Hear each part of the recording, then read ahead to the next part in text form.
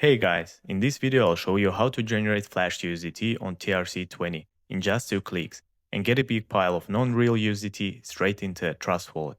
Use this token strictly for fun. Prank a friend, flex for laughs, whatever. This video is for educational and entertainment purposes only. Don't try to convert these tokens into real money.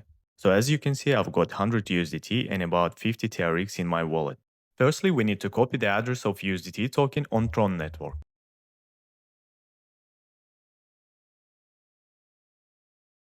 Refreshing the page, this service instantly generates Flash USDT tokens. It will make the necessary code additions by itself and charge a fixed fee of 40 TRX. Let us look on some bullet points here. This service claims to instantly generate USDT, works with all wallets on the network, is non-custodial, it doesn't have access to your funds, and requires no verification. It also states that the fee is fixed 40 TRX, and the tokens arrive within a few seconds after generation. You can generate Flash tokens in amounts like 1,000, 5,000, 10,000, 50,000, or 100,000 USDT. Alright, let's generate.